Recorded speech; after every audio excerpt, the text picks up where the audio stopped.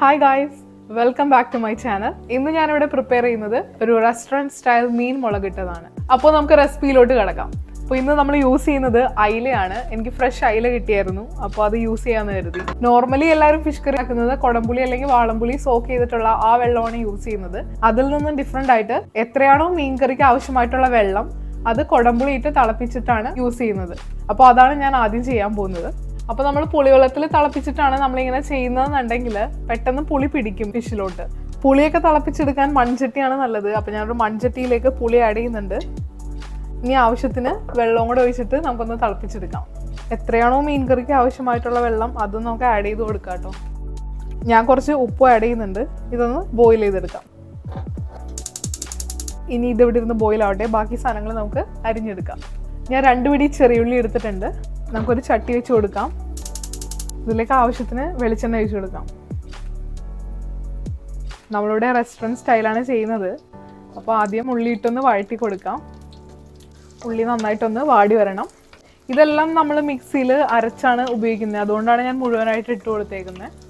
അതുപോലെ ഞാനൊരു തക്കാളി മുഴുവനോടെ ഇട്ട് കൊടുക്കുന്നുണ്ട്. ഇങ്ങനെ കട്ട് ചെയ്യാതെ ഇട്ട് കണ്ടിട്ട് ആരും വിഷമിക്കണ്ട. ഇത് നമ്മൾ ഗ്രൈൻഡ് ചെയ്തിട്ട് വീണ്ടും ഇതുപോലെ സോട്ടേ ചെയ്യുന്നതായിരിക്കും. ഉള്ളി നന്നായിട്ടൊന്ന് വാടി കിട്ടണം കേട്ടോ. ഇപ്പോൾ കണ്ടോ, തക്കാളിയുടെ സ്കിന്നെല്ലാം പൊട്ടി തുടങ്ങി. ഇനി ഒരു 5 മിനിറ്റും കൂടെ കിടന്നാൽ മതി. പിന്നെ ഈ കുടംപുളിയും തക്കാളിയൊക്കെ യൂസ് ചെയ്യുമ്പോൾ തക്കാളിയുടെ പുളിയും കുടംപുളിയുടെ പുളിയൊക്കെ ബാലൻസ് ചെയ്തിട്ട് വേണം യൂസ് ചെയ്യാൻ. അധികം പുളിയുള്ള തക്കാളി എടുക്കാതിരിക്കുന്നതായിരിക്കും നല്ലത്. കറിക്കൊരു തിക്നെസ്സിന് വേണ്ടിയാണ് ഞാൻ തക്കാളി എടുത്തേക്കുന്നത്. തക്കാളി ഇല്ലെങ്കിലും കുഴപ്പമില്ല. ഇത് നമുക്ക് തിരിച്ചെടുക്കാം. എല്ലാം നമ്മൾ കോരി എടുത്തിട്ടുണ്ട്. ഈ ഒരു ഫിഷ് കറിയിലോട്ട് ഞാൻ മുളക് പൊടിയല്ല യൂസ് ചെയ്യുന്നത്, പകരം മുളക് അരച്ചാണ് ചേർക്കുന്നത്. കളറിന് ആവശ്യമായിട്ടുള്ള കാശ്മീരി ചില്ലിയും നോർമൽ റെഗുലർ ചില്ലിയും കൂടെ ചൂടുവെള്ളത്തിൽ 20 മിനിറ്റ് ഞാൻ സോക്ക് ചെയ്തെടുത്തിട്ടുണ്ട്. ഇനി ചെയ്യാനുള്ളത് നമ്മുടെ സോക്ക് ചെയ്ത മുളകൊന്ന് അരച്ചെടുക്കാം. വെള്ളത്തോടു കൂടി തന്നെ അരക്കാം കേട്ടോ.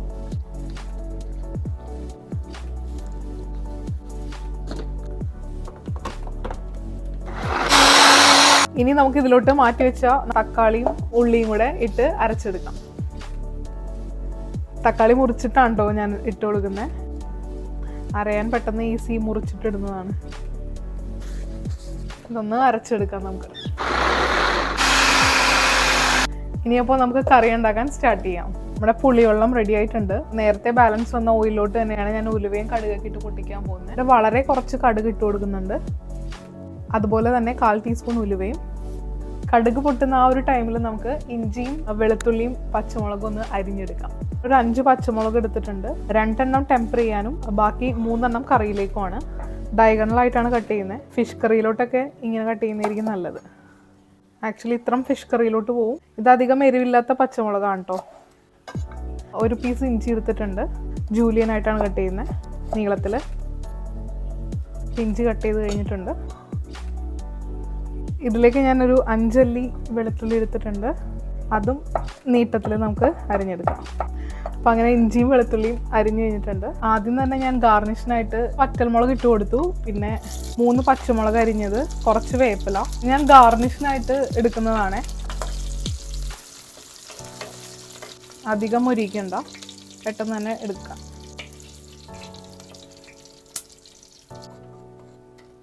ഇനി ഇഞ്ചിയും വെളുത്തുള്ളിയും ആഡ് ചെയ്ത് കൊടുക്കാം. ഇനി നേരത്തെ അരച്ചു വെച്ച മിക്സ് ആഡ് ചെയ്ത് കൊടുക്കാം. മുഴുവനായിട്ട് ആഡ് ചെയ്യാം. ഞാനിപ്പോൾ മിക്സി കഴുകിയ വെള്ളം കൂടെ ആഡ് ചെയ്യുന്നുണ്ട്.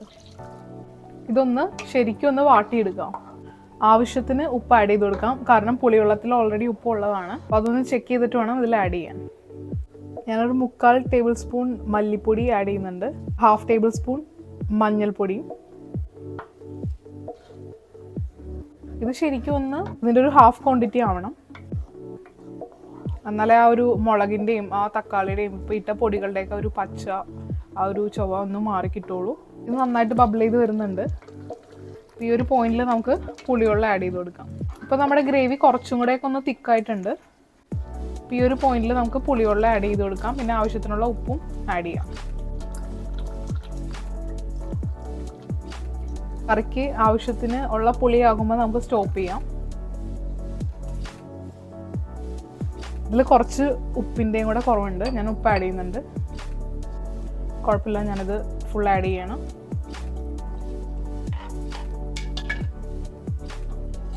ഇതൊന്ന് തിളച്ച് വരുമ്പോൾ നമുക്ക് ഫിഷ് ഇട്ട് കൊടുക്കാം. നല്ലോണം കുറുകിയ ചാറോട് കൂടി നല്ലോണം തിളച്ച് വന്നിട്ടുണ്ട്.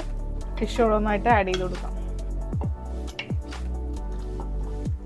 ഇപ്പോൾ ഒന്ന് പെട്ടെന്ന് മിക്സ് ചെയ്ത് കൊടുക്കാം. ഇനി ഞാൻ സ്പൂൺ യൂസ് ചെയ്യില്ല, ചട്ടി ചുറ്റിച്ചേ കൊടുക്കുള്ളൂ. ഇനി ഇത് നമുക്ക് മൂടി വെച്ച് കുക്ക് ചെയ്തെടുക്കാം. ഇപ്പോൾ ഒരു 10 മിനിറ്റ് ആയിട്ടുണ്ട് മൂടി വെച്ചിട്ട്. നമുക്കിതൊന്ന് ഓപ്പൺ ചെയ്ത് നോക്കാം. കറി നല്ല രീതിയിൽ തിക്കായിട്ടുണ്ട്. നമുക്കൊന്ന് ചുറ്റിച്ച് കൊടുക്കാം. തിക്നെസ് നിങ്ങൾക്ക് ഇങ്ങനെ നോക്കിയാൽ മനസ്സിലാവും. ഇതിലേക്ക് ഞാൻ നേരത്തെ നമ്മൾ അരിഞ്ഞു വെച്ച പച്ചമുളക് ആഡ് ചെയ്യുന്നുണ്ട്. അധികം എരിവില്ലാത്തതാണ്. അപ്പോൾ നമ്മുടെ കറി ഇവിടെ റെഡിയാണ്. സ്റ്റവ് ഓഫ് ചെയ്യാം. നമുക്ക് ഫൈനൽ ടച്ചിന് കുറച്ച് പച്ച വെളിച്ചെണ്ണ ഒഴിച്ചു കൊടുക്കാം. ജസ്റ്റ് ഒന്ന് ചുറ്റിച്ചു കൊടുത്താൽ മതി. അപ്പോൾ നമ്മുടെ tasty restaurant style fish curry ഇവിടെ റെഡിയാണ്. അപ്പോൾ നമ്മൾ നേരത്തെ വറുത്ത് മാറ്റിയ മുളകും കറിവേപ്പിലേക്ക് ഇട്ട് ഗാർണിഷ് ചെയ്യാം.